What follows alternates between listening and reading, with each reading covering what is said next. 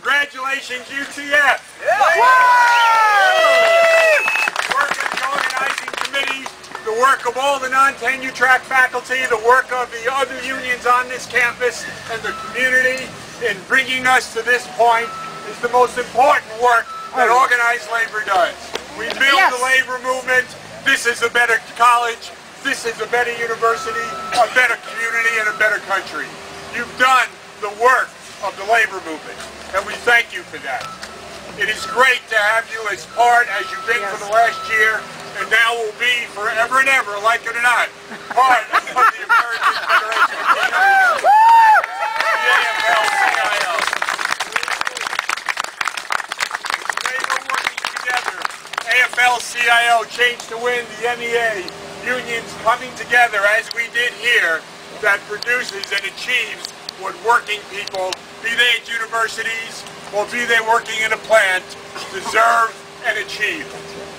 We have a nice crowd here, but when we were on the phone last night after we reached the settlement with the university to tell people of the great news, and very understandably a lot of people said, I was going to be there for you, but you know, I'm going to party down here rather than drive on up to Mount Pleasant.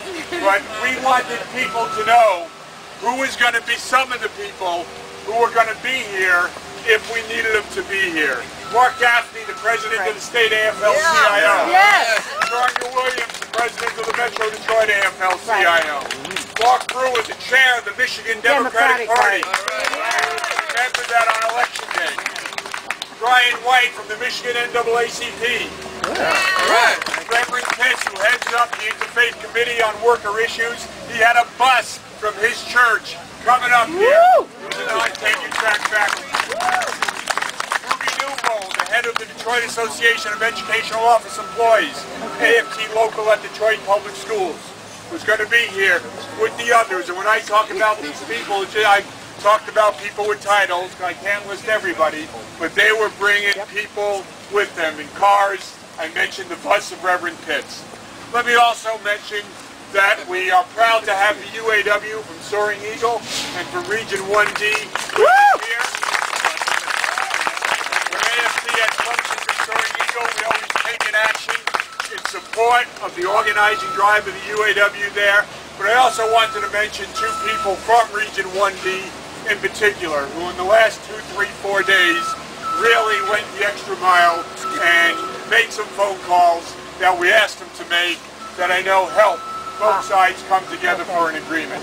And that is recently retired Regional Director of UAW Region 1D, Don Utman, and recently elected Regional Director UAW 1D, Gerald Kareem. Gerald used to service the unit here on campus.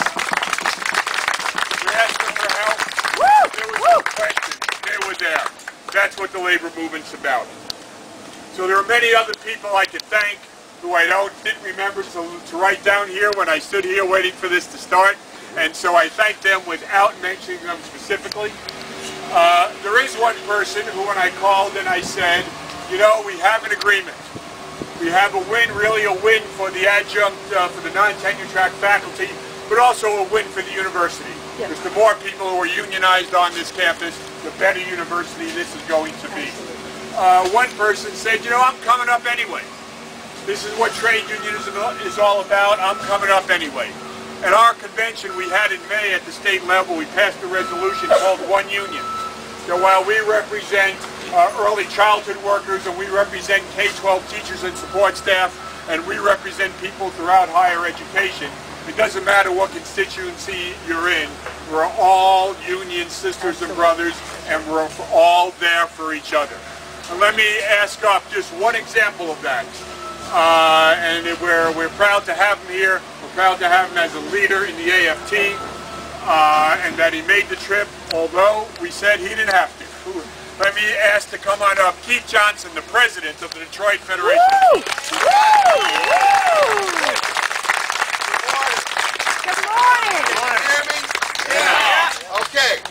I came up here prepared to go to jail, but thanks to your outstanding leadership and bargaining, I don't have to.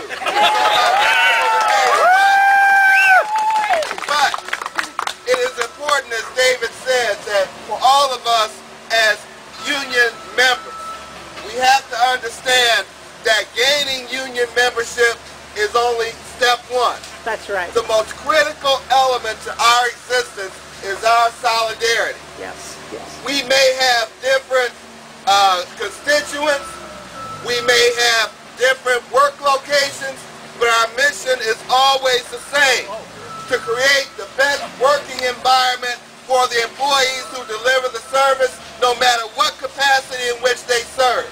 So I challenge you today to not let this be the end. Let it be the beginning of the solidarity for UTF and Central Michigan University and throughout the state of Michigan and throughout the U.S. Because in case you haven't noticed, there are a number of people who believe that we are impediments to progress. They don't understand we are the reason